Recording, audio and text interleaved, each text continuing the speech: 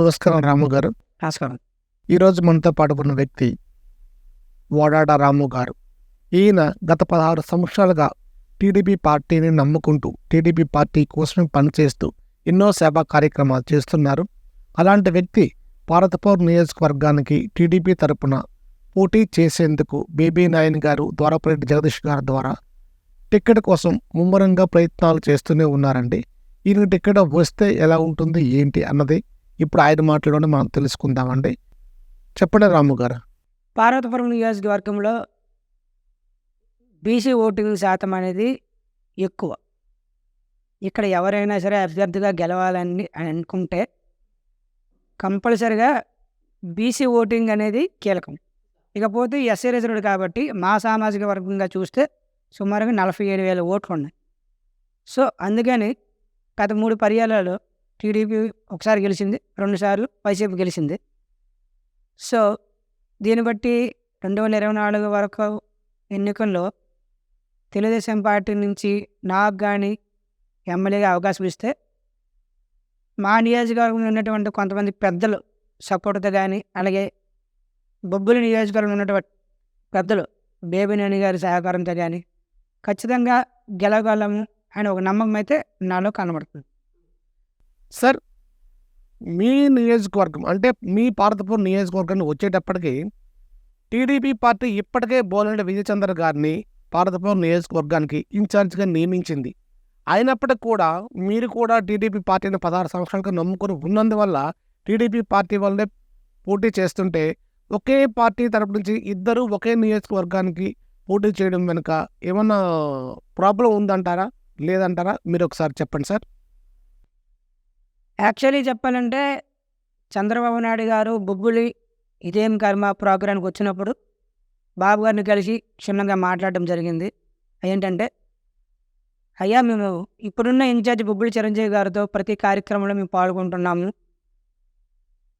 ఇంచుమించుగా 90% ఇదేం కర్మ, బాదురే బాదు, మీరు ఇచ్చిన స్టేట్ పార్టీ ఇచ్చిన ప్రోగ్రామ్స్ ఏవైనా సరే ప్రతి విలేజ్కి వెళ్ళి మరి ఈ ప్రభుత్వం చేస్తున్నటువంటి అరాచక కార్యక్రమాల గురించి ప్రతి ఒక్కరికి చెప్పడం జరిగింది.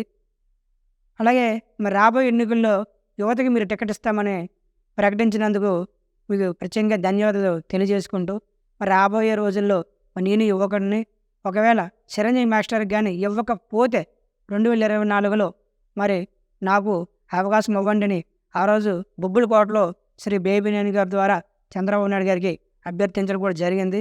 అలాగే రాష్ట్ర పార్టీ నాయకులు కూడా చాలామందిని కలిసి ఇదే విషయం కూడా చెప్పింది.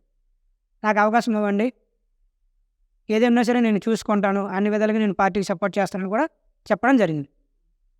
ఏమన్నారు సార్? పాజిటివ్గా స్పందించి చూద్దామన్నారా, లేకపోతే కుదరదు అని చెప్పారా? ఒకసారి చెప్పండి సార్. ఏదేమైనా సరే ముందు పార్టీకి సేవ చేయాలి, పార్టీలో కష్టపడి తిరగమని చెప్పారు. అప్పటి నుంచి ఇప్పటి వరకు కూడా పార్టీలోనే ఉన్నాము, పార్టీ కోసం తిరుగుతున్నాము. సో ఏంటంటే మరి సడన్గా బోడి విజయచంద్ర గారికి ఇక్కడ చిరంజీవి మాస్టర్ని తీసేసి విజయచంద్ర గారికి ఇవ్వడం జరిగింది. ఆయన కూడా యువకుడు కాదనలేము, కానీ ఆయన ఇన్ఛార్జ్ ఇచ్చిన కానీ కష్టపడుతున్నాడు, ప్రతి విలేజ్ వెళ్తున్నాడు, ప్రతి ఒక్కరిని టచ్ చేస్తున్నాడు. అలాగే ప్రతి నాయకుడిని కూడా ఆయన పలకరించుకుంటూ పోతాడు. మా వరకు అయితే ఇంకా ఆయన రాలేదు, కానీ మా అవసరం లేదేమో, కానీ ప్రెసిడెంట్ వరకు అయితే మాత్రం గెలుస్తాడా లేదా అనేది మా పార్టీలో ఉన్న లీడర్లే చెప్పలేకపోతాను. ఎందుకనంటే సపోజ్ ఉదాహరణకి పక్క రాష్ట్రాలు కూడా తీసుకుందాం. సంగారెడ్డి ఉంది, జగ్గారెడ్డి ఇప్పటి నుంచో ఉన్నారు పార్టీలో, ఓడిపోయింది. అలాగే రామిరెడ్డి, దామోదర్ రెడ్డి, సూర్యాపేట నియోజకవర్గం చాలా సీనియర్ కాంగ్రెస్ లీడర్, ఆయన ఓడిపోయారు. సబ్బీర్ అలీ కూడా ఓడిపోయారు. అలాగే మన రాష్ట్రంలో కూడా చాలామంది టీడీపీ లీడర్లు కూడా లాస్ట్ టైము ఎవరికి తెలియక కాదు, ప్రజలు తలుచుకుంటే ఎవరినైనా సరే ఏ స్థానంలో కూర్చొని పెట్టగలరు. సో తెలియని వ్యక్తిని తీసుకొచ్చి ఇక్కడ పెట్టారు. దానివల్ల ఒక అంచనాకు వచ్చారు మా లీడర్లు కూడా కష్టమవుతుందేమోనని అని నేను అనుకున్నాను. మైనస్గా ఉంది. ఇప్పుడు నేను చెప్పితే అది ఎవరైనా నమ్మేది కాదు. మేము ప్రజెంట్ అన్ని గ్రామాల్లో తిరుగుతాము, అందరి దగ్గర కొంత ఫీడ్బ్యాక్ తీసుకుంటాను.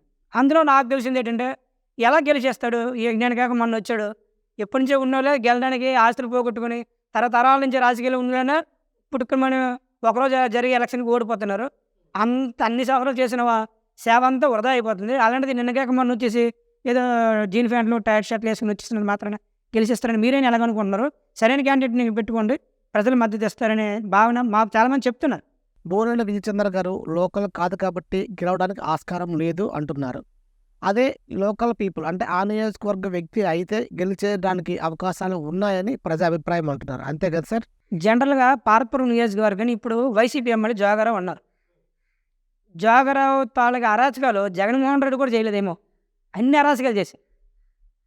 అది మా స్టేట్ పార్టీ ఆఫీస్ కూడా ఆ ఫైల్ వెళ్ళిపోయింది. జోగారావుది మాది ఒకటే మండలం.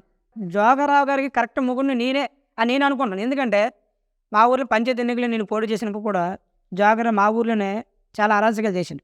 నేను గెలవాల్సిన వ్యక్తిని 600 ఓట్ల మెజారిటీతో. అలాంటిది 150 ఓట్లతో ఓడిపోయిండు. అయితే మాకు కసి ఉంది ఇప్పుడు. జోగారావుని ఓడించాలని ఒక కసి ఉంది. సో బలిని మండలంలో మాకు సామాజిక వర్గం చూడొచ్చు. అలాగే మా బీసీ నాయకులు, మా మండల పార్టీ ప్రెసిడెంట్ గారు కావచ్చు, మిగతా మండల నాయకులు పెద్ద విలేజ్లు ఉన్నాయి. నారాయణపురం, తుమ్మరాడ, వెంగాపురం, అలాగే గంగాడ, గలవెల్లి. ఈ పెద్ద పెద్ద లీడర్లు వైసీపీ లీడర్లు కూడా నాకు టచ్లో ఉన్నారు. నెక్స్ట్ నువ్వు టికెట్ తెచ్చుకో, ఈజీ గెలుస్తావు జోగారావు మీద.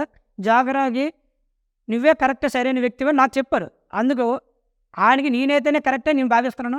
మా స్టేట్ పార్టీ ఆఫీస్ కూడా అదే చెప్తాను. మా పెద్ద లీడర్లు కూడా నేను అదే చెప్తాను. ఈసారి నాకు ఖచ్చితంగా అవకాశం ఇవ్వండి. అన్ని విధాలుగా నీ పార్టీకి కూడా నేను ఏదైనా ఉంటే నేను చూసుకుంటానని కూడా చెప్పడం జరుగుతుంది. సో ఇస్తారని నమ్మకం ఉందో నేను అన్నాను.